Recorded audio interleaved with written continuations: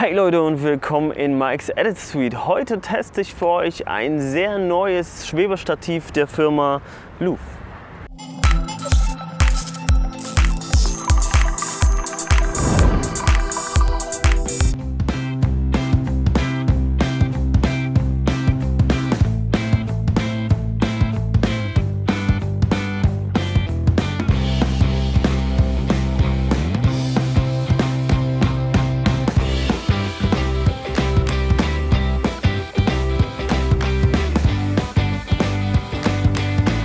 Ich habe es eben schon gesagt, ich teste das Schwebestativ für euch heute. Und mit ich teste es heute, meine ich auch wirklich, ich teste es heute. Ich habe es im Vorfeld noch nicht testen können oder auch nicht getestet, weil Loof verspricht nämlich, dass man das Teil in die Hand nehmen kann und relativ schnell lernt, damit wackelfreie Aufnahmen zu machen. Und davon wollte ich mich natürlich überzeugen. Und die Aufnahmen, die ihr von mir seht, die sind auch wirklich direkt beim ersten Einsatz entstanden. Klar, ich habe ein bisschen Eingewöhnungszeit gebraucht, geguckt, so wie funktioniert das Ganze.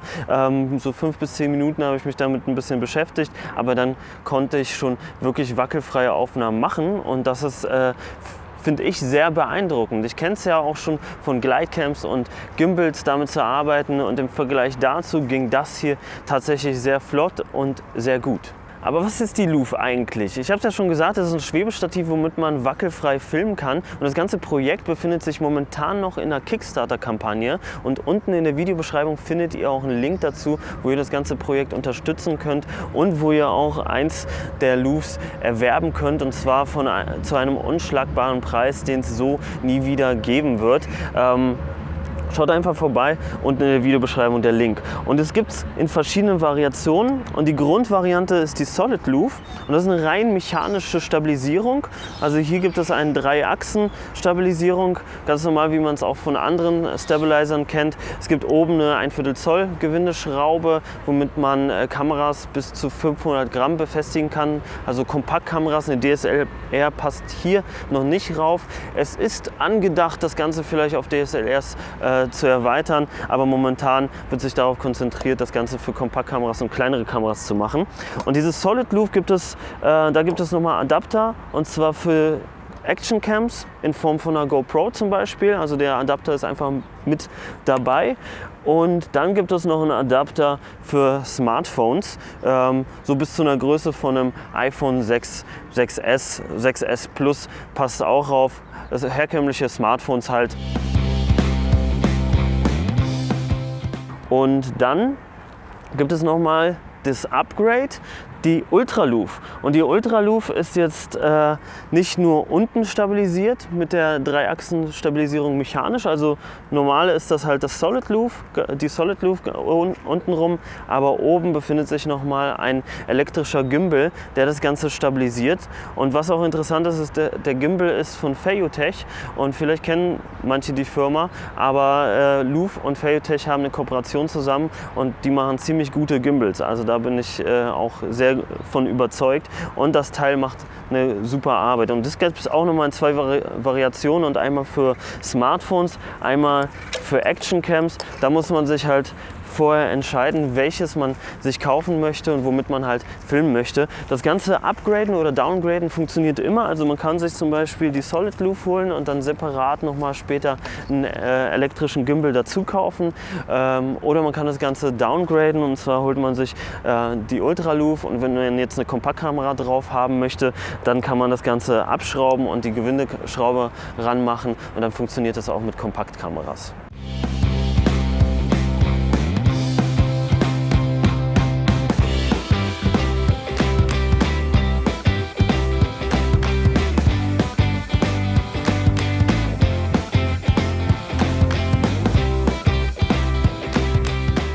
Kommen wir zu den Vor- und Nachteilen, beziehungsweise was Loof eigentlich von anderen Schwebestativen so unterscheidet. Man kennt ja Schwebestative, zum Beispiel das hier für größere Kameras. Man braucht immer relativ lange, um das Ganze zu justieren und fein zu justieren. Das Ganze muss wirklich auch immer perfekt sitzen. Man braucht 2 Hände, um das Ganze zu steuern, weil jetzt kann ich das Ganze zum Beispiel nicht drehen. Ich brauche also immer noch mal meine zweite Hand dafür, und ich brauche sehr viel Übung. Also wer sagt so, dass er in einer Woche mit so einem Schwebestativ wirklich gelernt hat, perfekt aufzunehmen, so Respekt, dann bist du wahrscheinlich einzigartig, aber in der Regel ist das nicht möglich.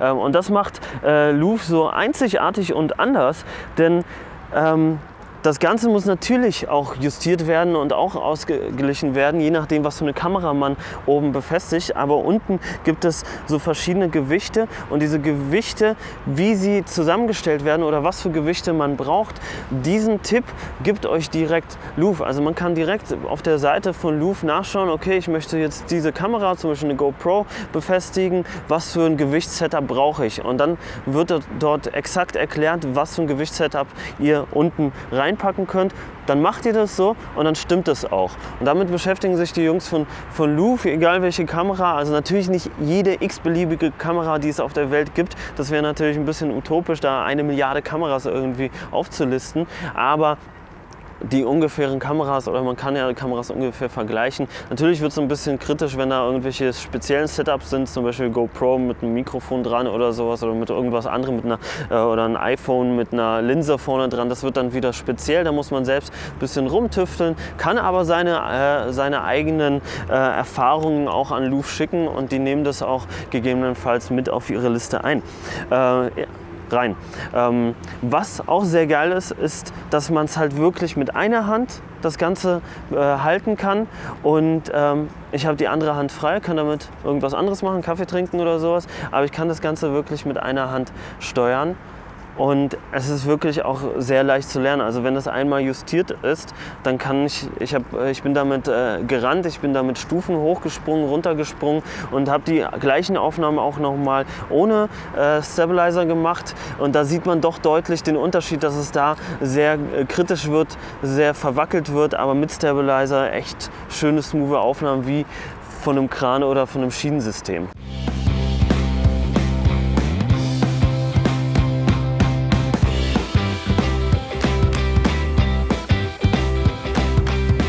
Vielleicht seht ihr es nicht, aber es regnet gerade, deswegen haben wir die elektrischen Sachen mal wieder in den Koffer reingepackt. Ich wollte noch mal sagen, wirklich Nachteile habe ich jetzt an dem Teil tatsächlich nicht gefunden. Also das Einzige wäre, dass es noch keine DSLR tragen kann. Aber es ist auch nicht dafür gedacht, um eine DSLR zu tragen. Und es ist irgendwo angedacht, dass es irgendwann mal kommen könnte.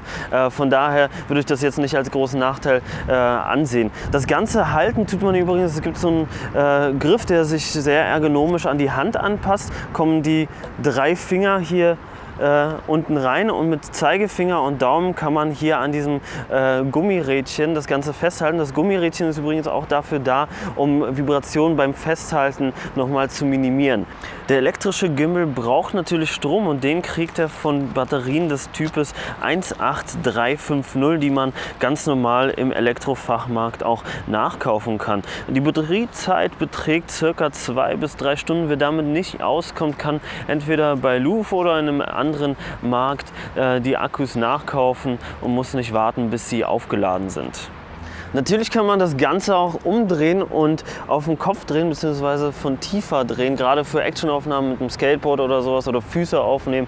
Das kann man umdrehen und auch so das Ganze halten bzw. damit filmen. So, ich bin mittlerweile nass, die Louvres auch und ihr könnt ja mal nochmal unten in der Videobeschreibung nach dem Link schauen und euch die Kickstarter-Kampagne anschauen und gerne dieses Projekt unterstützen. Also von mir kriegt das einen riesengroßen Daumen hoch auf jeden Fall. Ich bin echt beeindruckt, was das Teil kann und gerade für jemanden, der damit keine Erfahrung hat im Film, ich kenne das ja von Gimbals und Stabilizern schon, aber für Leute, die damit echt keine Erfahrung haben, denen kann man das in die Hand drücken und die können relativ schnell loslegen. Und was jeder von uns immer in der Hosentasche bei hat, ist ein HD-fähiges Smartphone. Also damit kann man schon geile Aufnahmen machen und damit habe ich ja auch schon die Aufnahmen gemacht. Checkt auf jeden Fall die Kickstarter-Kampagne unten in der Videobeschreibung, der Link dazu. Bis Ende Oktober 2015 geht das noch und ab April 2016 ist die Auslieferung für die ganzen Louvres. Also schnell zugreifen, nicht verpassen und bevor ich jetzt komplett durchnässe, verabschiede ich mich von euch. Ich hoffe, euch hat das Video gefallen und auch geholfen. Wenn dem so ist, gebt einen Daumen nach oben, abonniert kostenlos den Kanal, dann verpasst ihr keins der Videos mehr und checkt auch die anderen Videos hier an der Seite aus und wir sehen uns nächsten Mittwoch mit einem neuen Tutorial wieder. Bis dann!